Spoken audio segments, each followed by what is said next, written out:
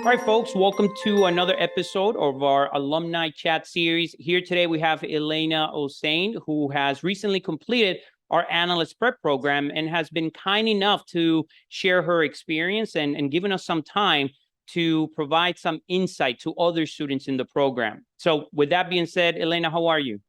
I'm doing well. Thank you so much. How are you? Good, good. We were Great. previously just chatting before starting this conversation and hitting the record button that I'm actually located in Puerto Rico. And many of you know that there has been a hurricane here in Puerto Rico. Many of the other remote underdeveloped areas that are closer to rivers have flooded. And some parts of the island, do not have power. But everything else is starting to pick up quickly. I'm actually in San Juan. So things in San Juan are looking a little bit more stable, kind of back to normal. And I'm fortunate to be in a location where, there is a backup generator and allows us to perhaps have some normality.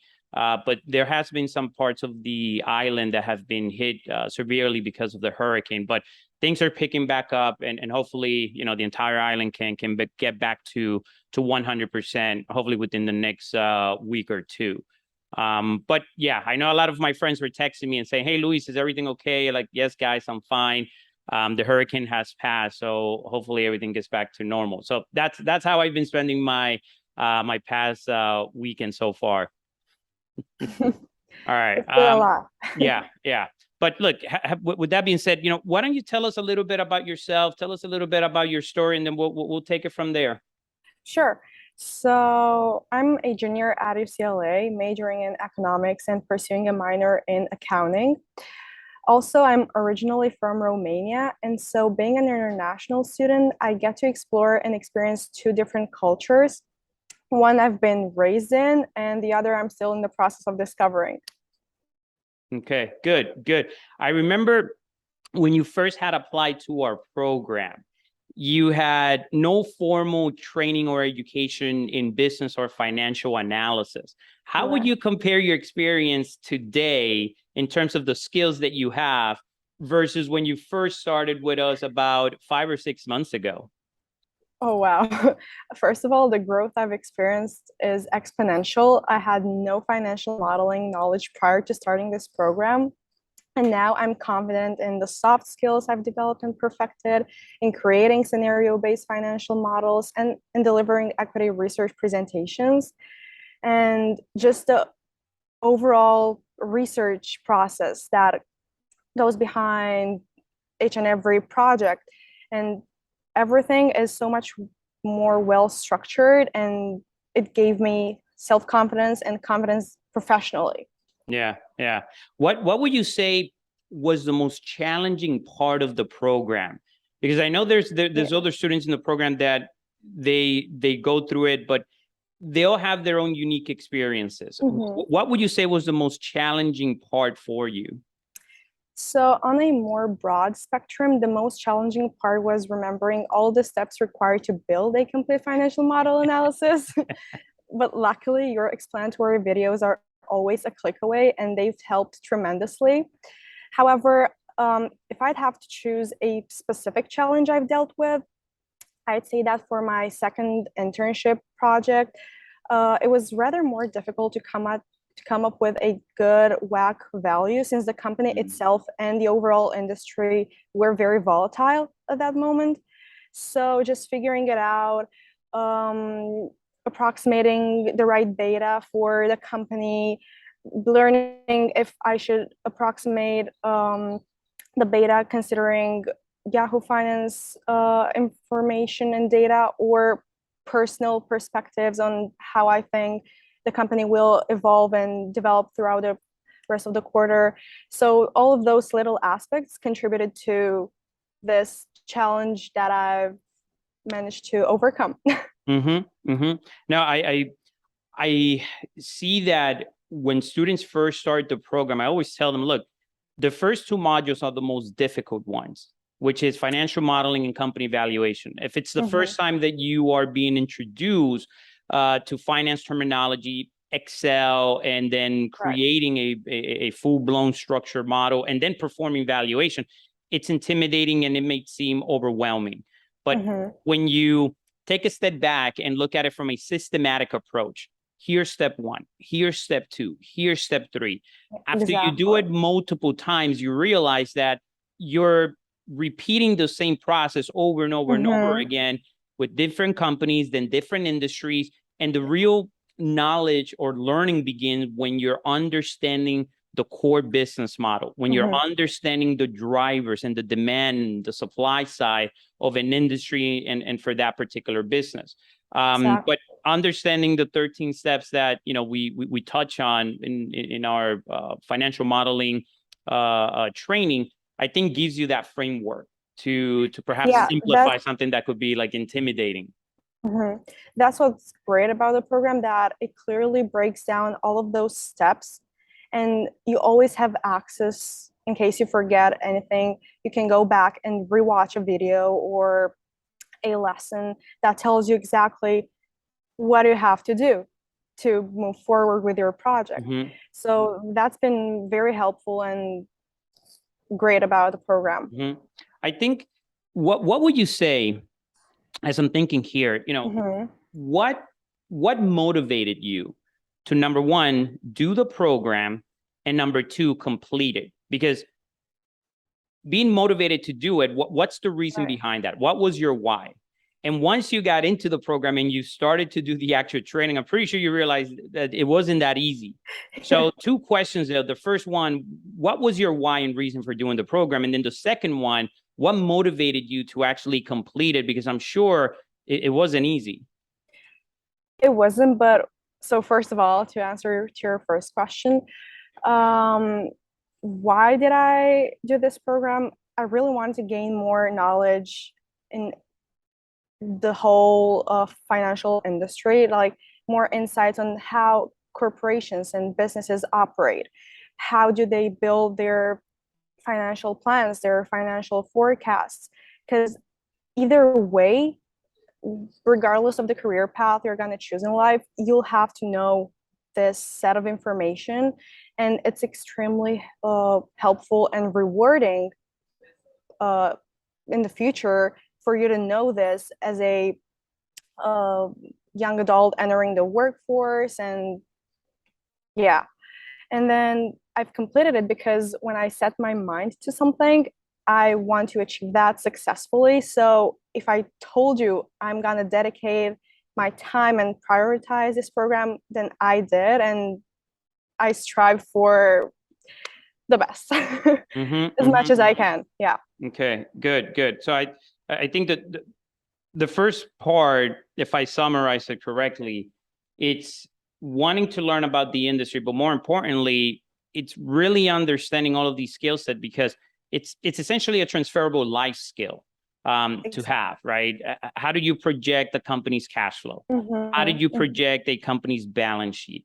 Which, to make it simple, you can also project your own lifetime earnings. You yourself are an enterprise. You are a corporation yourself, right? So what tends to happen, and things that I share with other students, is, look, we focus most of our time and attention servicing the corporation, understanding their revenue, understanding their revenue, their product, their services, their strategy, their marketing, their market.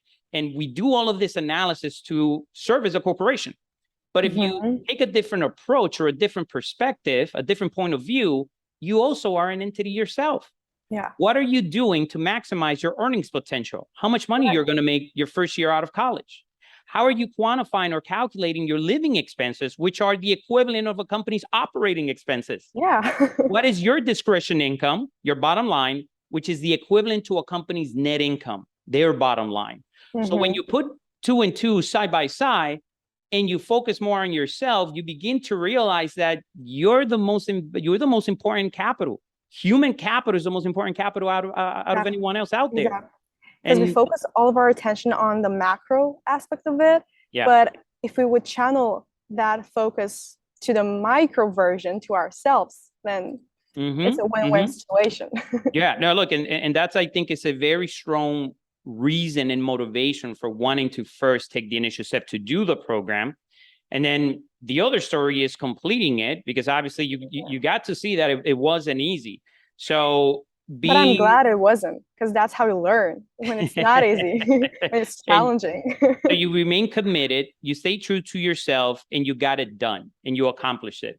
Yeah. But there's something else that you have that I think helped you as well complete the program. You did have formal training in another area. And that formal training, I think when we first interviewed you for the program, helped you also have a very disciplined approach to completing it. Can you tell us a little bit more, if you don't mind, about your previous experience with Instructor, highly competitive as well? Correct. So I did 14 years of ballet. And so that whole industry, that the art of ballet is very competitive. It requires a lot of discipline. And so practicing it for so many years has built me this way and has taught me that if I want to achieve something, I have to work hard for it. I have to prioritize it. And of course, you have to be open to learning and have a very well-developed time management skill. Because otherwise, if the things around you aren't in line with your priority, then they can distract you very easily.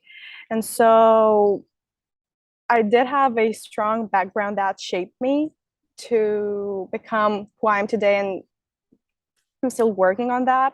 And I've kept that knowledge and I'm applying it to each and every other aspect in life. Look, I think that it's an interesting and strong foundation that you've built doing 14 years as a ballerina. Yeah. Because I can only imagine how competitive and how stressful that must be on your body as well, right? Yeah. But I think the important principles that you've mentioned, or the elements of the foundation, discipline and time management, I think those two go hand in hand with transforming and becoming a professional as well. The discipline part and the time management, two very important concepts to master. And hopefully the program is able to do that to accelerate the development of students in the program. I also wanted to touch on your last project, which was a strategic consideration project. Yeah. Can you tell us a little bit more about that project? Sure. So my project was on Netflix. And so Netflix is one of the world's leading entertainment services, with approximately 222 paid memberships in 190 countries. Now, to align Netflix's debt to equity ratio with industry average, we figured that it would be best to increase total debt by $12.2 billion. And this would raise total debt over capitalization to approximately 26%, which allows for a share buyback program of additional 50.9 million shares. I concluded that this corporate action would be accretive to shareholders, as raising debt to buy back shares will help the company move to a cheaper funding source, since its cost of equity is more expensive. Then I also talked about a reinvesting activity that would be effective, because reinvesting activities represent a more sustainable path compared to stock buyback, which is a rather inorganic way to increase the value of a stock. So that's a brief summary of what I've done for Netflix's strategic project. And yeah. Look, I think what's astounding to me is having the ability and the technical skill set to recommend a $12 billion debt issuance to get their debt or capitalization structure more in line with its peer group. I don't have the numbers right in front of me, but you were suggesting 26% debt on the balance sheet side, and then the other portion would probably be around 74% equity, and then use the proceeds of issuing debt to buy back shares, especially now since the stock is down over 70% over the last 12 months. Correct. Right.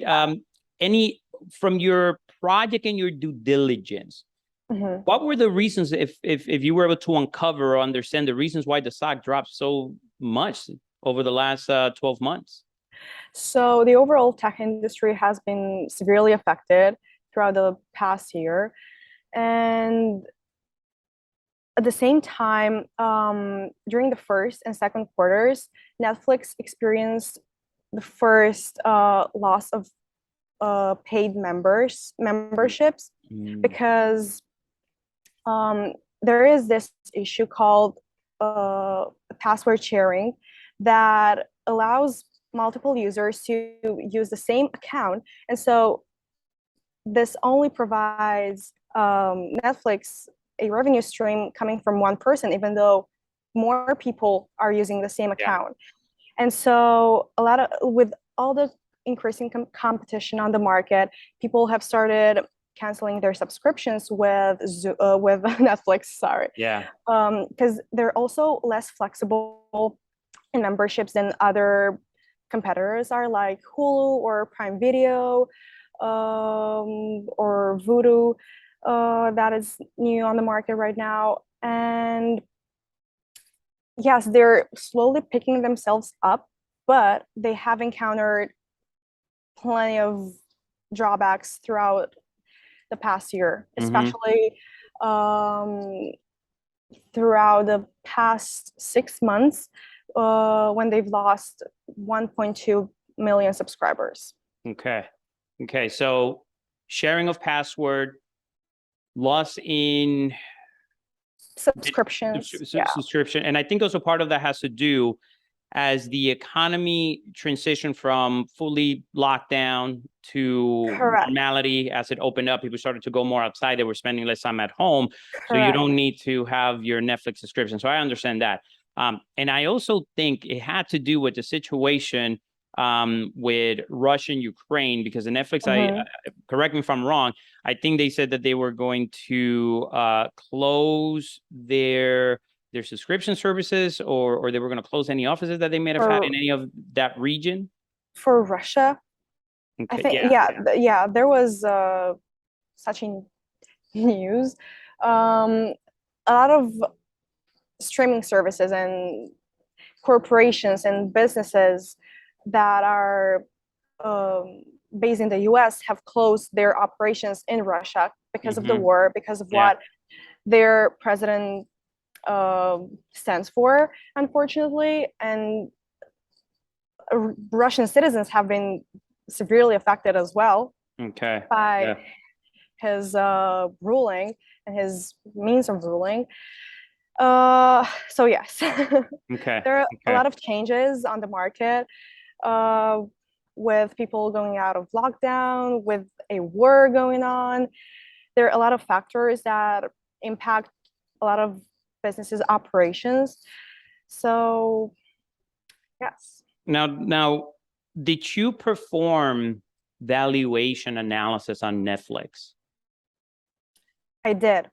What did you learn? And based on their current valuation, after performing your own analysis, what do you think? Are they undervalued? Are they still overvalued? What was your findings? Yeah, in the beginning, they were undervalued. The market was harshly reacting to all of those external factors, and thus they were impacting the company severely. But right now, I'd say they're fairly valued. So that's why I've been holding a buy or hold view on the company. Okay. Interesting. Yeah.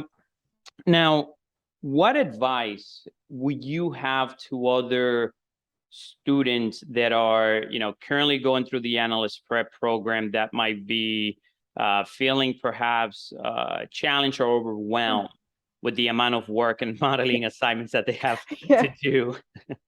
Well, first of all, I'd say don't back down when challenges come your way. Set goals, be willing to work hard for completing them successfully, and just trust your ability to absorb information and give your brain that space to store everything. Because this program exposed me to what exactly financial modeling looks like. And so if you're looking to go down this career path, take advantage of this resource and maximize your opportunity. And that's pretty much it.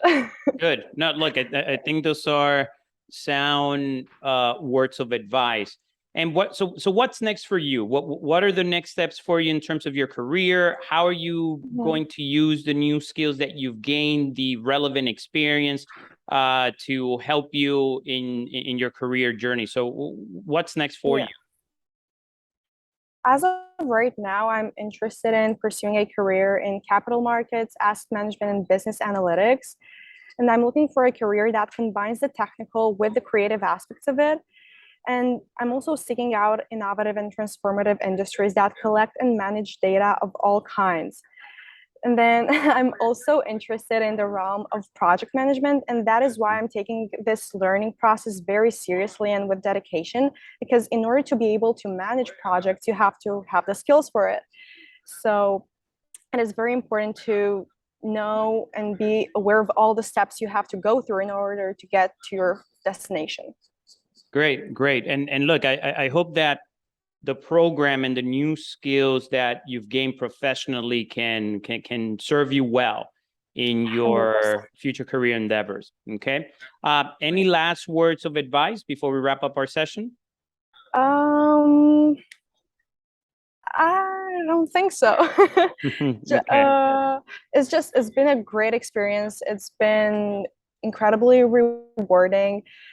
Yes, it's been challenging. It is fast paced. It has a steep learning curve, but I'm just very grateful to have had the opportunity to be part of a program that shapes professionals. Because once you complete a program, it's not only a great, it does not only add great value to you as a person, but to your resume, because you're part of that 1% of finance professionals.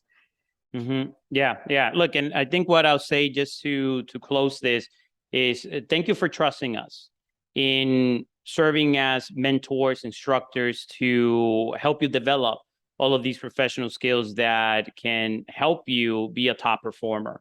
And hopefully the other students that are watching this are taking notes and they're more encouraged to continue with the program and complete it as well. And then for those that are even considering it, hopefully that are probably standing by the fence, this would be perhaps the information or the motivation that they need to come and play and go through the process and put themselves through that experience and begin to learn all of these skills set, which are life skills when you really look at it. It's really going from just being an average student, an average individual, to becoming a true professional and really understanding how to apply these skill set so that you can become a more valuable or a more productive member in any organization.